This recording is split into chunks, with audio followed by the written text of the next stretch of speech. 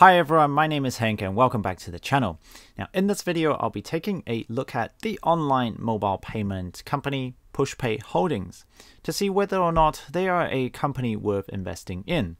So we'll be taking a look at what they do, the results of their most recent financial reports, their analyst price targets, and other things that you may want to look out for. So without further ado, let's get straight into it.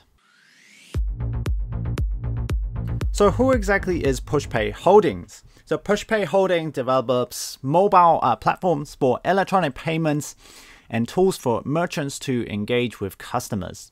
Now it focuses on developing a donor management system, finance tools, and customer community apps for churches and non-profit organizations.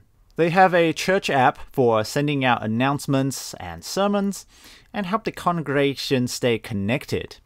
Now you can also do donations and send out money using the app. They were founded in 2011 in Auckland, New Zealand. Their main market is in the USA with more than 10,000 customers.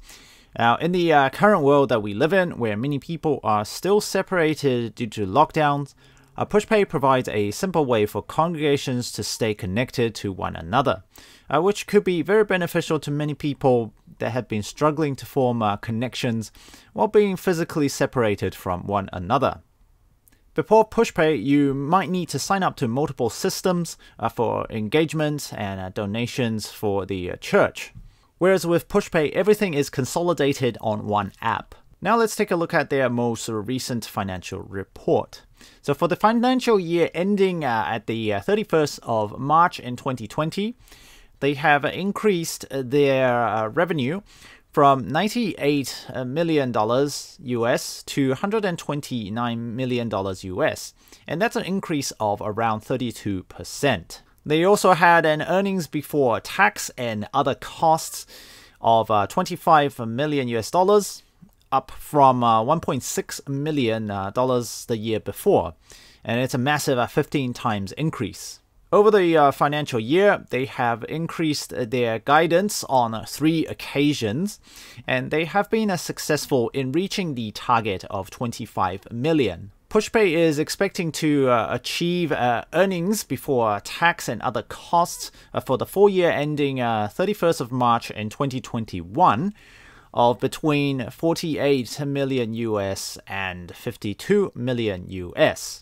Since then, they have updated their guidance to 54 million to 58 million in November, and once again updated that number to 56 million to 60 million US dollars after a strong numbers in December. Overall, they have had a very good record of achieving their guidance target. Now, not only has the lockdown not really affected their bottom line, they have increased their revenue and earnings despite the lockdown, perhaps even further helped by people adopting a more online presence. They have more than 10,000 customers, up from 7,900 the year before, with a 38% increase. Overall, the US faith sector represents a multi-billion-dollar sector that Pushpay will continue to see more growth in. Now let's take a look at their statistics on Yahoo Finance.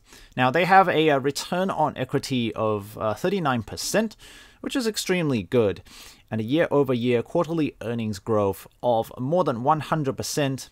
All of these are extremely good signs. This is one of the main benefits of having a digitally based subscription service that once the app is developed and everything is running, there's significantly less cost associated with maintenance compared to having a physical product that customers might break and want refunds. However, they do not pay out any dividends and choose to reinvest the revenue into future developments and growing their market share, which is important for a company that only has become profitable within the last 3 years. A discount cash flow analysis from Simply Wall Street came up with a fair value of $1.50 per share for Pushpay, which means that their current share price of around $1.77 is about overvalued by around 18%, which means that they're currently a bit on the expensive side. Although another 4 Synth Bar analysts have expected target price of $2. They also have a very high PE ratio of over 60 compared to the market average of around 25, which again shows that they could potentially bit on the expensive side. Overall, their stock price has increased by more than 70% since the beginning of 2020. Now, they did have a 4-to-1 stock split back in November of 2020, although that did not seem to have a massive effect on the stock price. And with continuous positive guidance, the price of the stock is likely to continue on increasing. One potential problem is that because they are a digital platform, it is possible for another company to come along and produce a competing digital product and undercut their market share. Now, this could potentially be a problem further down the road. Now, on the other hand, this might not be a huge problem since churches and congregations have long been one of the most stable organizations, and once they sign up to a system and everyone is using the system, there's very little reason to suddenly for everyone to move on to a different system.